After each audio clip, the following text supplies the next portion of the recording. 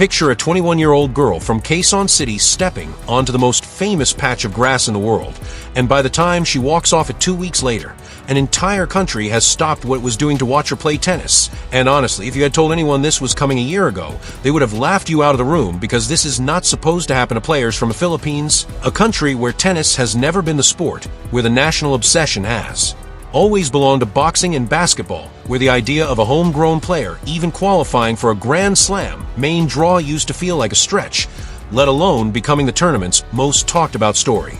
But here we are, and her name is Alex, and what she did at Wimbledon this July is the kind of thing that gets written into the permanent record of a nation's sporting history. So let's actually walk through how it happened, because the story deserves more than a highlight reel. It deserves the full shape of it, round by round, moment by moment, because every step of this run tells you something different about who she is.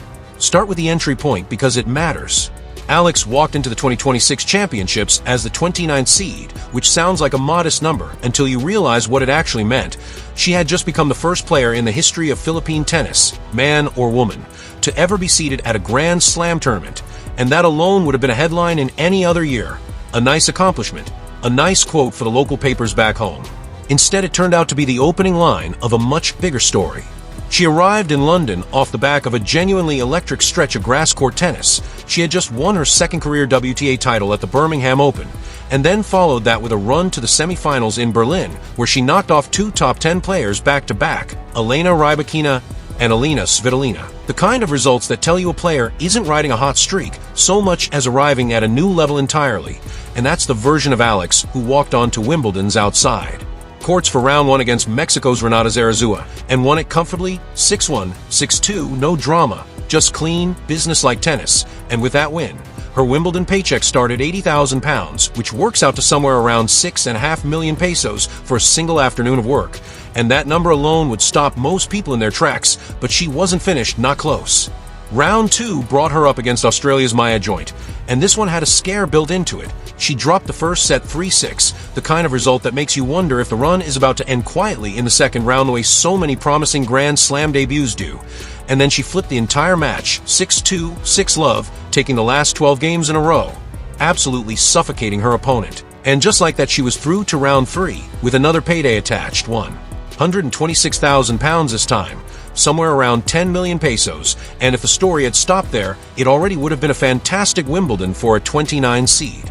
But then came the third round, and this is the match. This is the one that turns a solid tournament into a genuine phenomenon, because waiting for her on center court was Iga Swiatek, the defending champion, the world number 3, a 6-time Grand Slam winner who had lifted this exact trophy 12 months earlier in such dominant fashion that she became just the second player in the Open era to win a Slam final without dropping a single game. That's who Alex had to face, on the court where Swiatek had been crowned queen the year before, and what unfolded was a 2-hour, 14-minute battle that had absolutely no business being that competitive on paper. The first set alone lasted nearly 90 minutes and came down to a tiebreak, so tense it needed extra points to settle, 7-6, 11-9, and then in the second set Swiatek actually broke serve, had a real chance to steady the match and pull it back to something manageable, but Alex broke straight back, and from there, she simply did not let go, closing out 6-2, and when that final ball landed, she dropped to her knees on center court in tears because she had just beaten the defending Wimbledon champion, and the number attached to that particular afternoon was £185,000, close to 15 million pesos, but honestly by that point nobody was doing math anymore. Everybody was just watching her walk to the microphone for the on-court interview.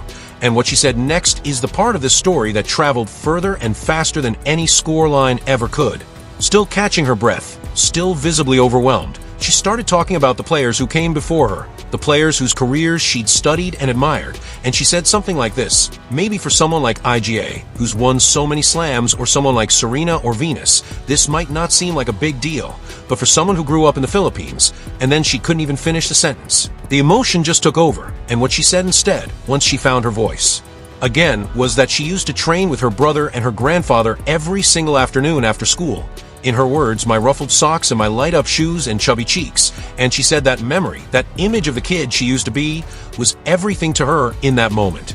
It's worth sitting with why that clip spread the way it did, because it wasn't manufactured, it wasn't a brand campaign, it was just a young woman who had spent years grinding through junior tournaments and lower-level pro events, suddenly standing on the most storied court in tennis. Connecting the dots out loud between the little girl who trained on ordinary courts back home, and the woman who had just dethroned a defending Grand Slam champion, and for a country that has never really had a global tennis star to call its own.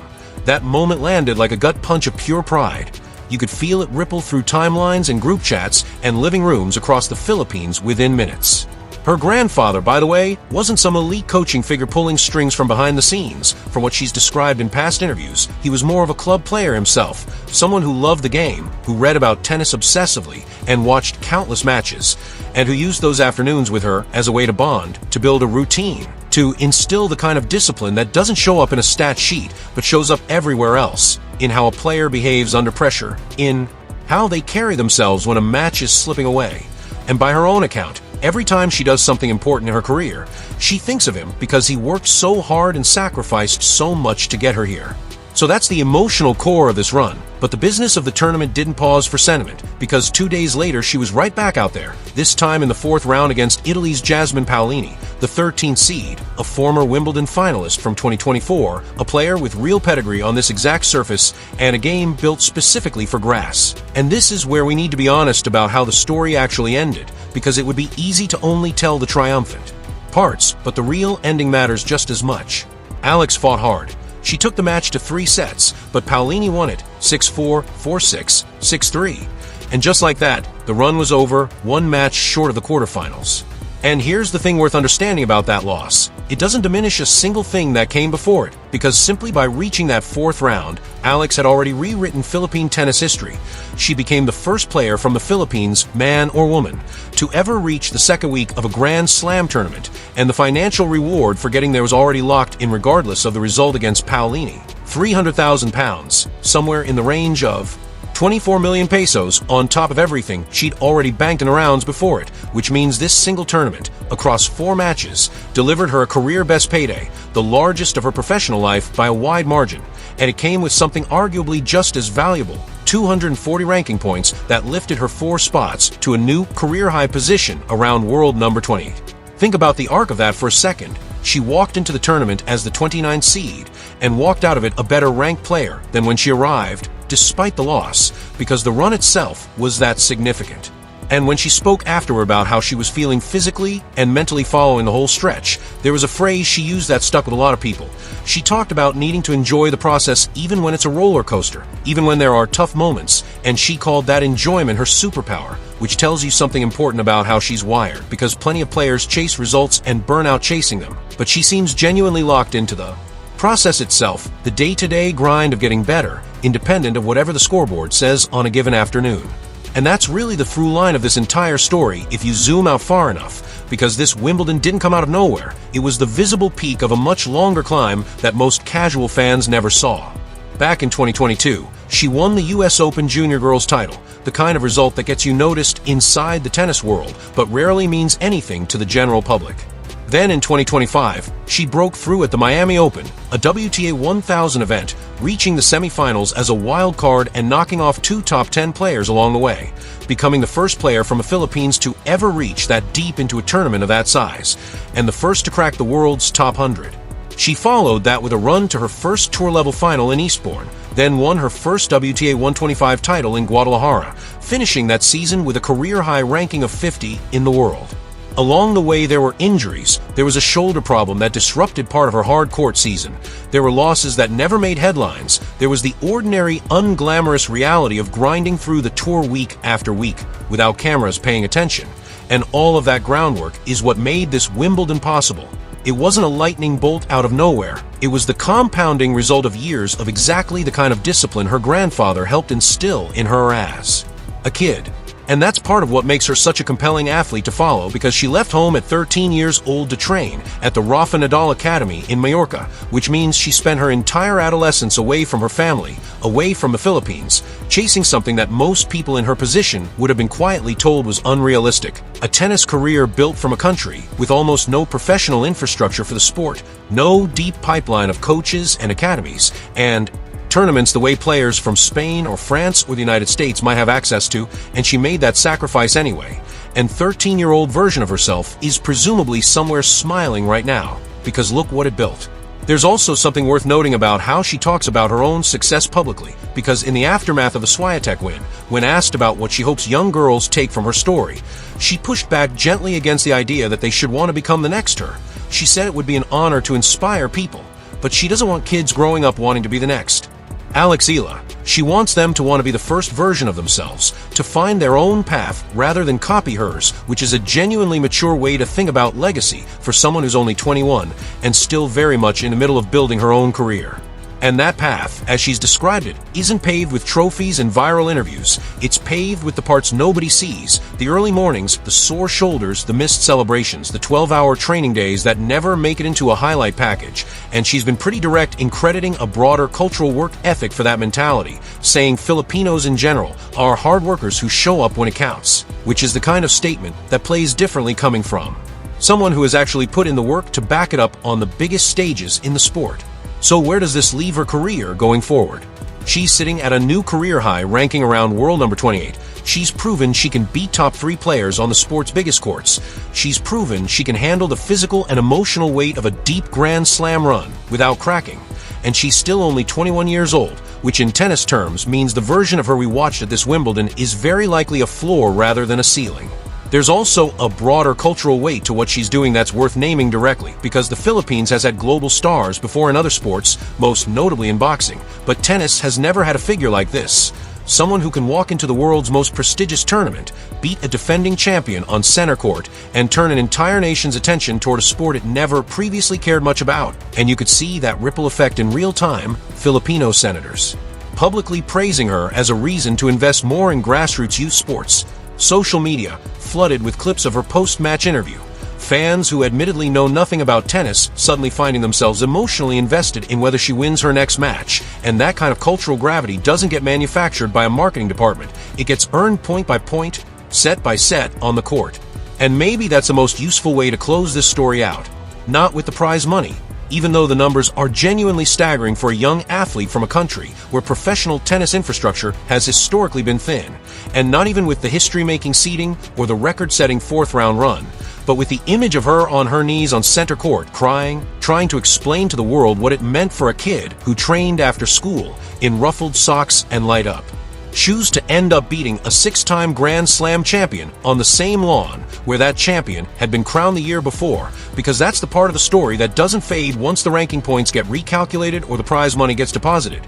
That's the part that gets passed down, the part that a new generation of kids in the Philippines are going to grow up hearing about. The day a girl from Quezon City knelt down on the most famous grass in tennis and told an entire country that all of it was everything, and then 2 days later picked herself back up, lost a tough 3-set battle to a tricky opponent, and immediately started talking about getting back to work. Because if this run has told us anything about who Alex actually is, it's that she was never chasing a single tournament. She's building a career, and by every indication, she's nowhere close to finished.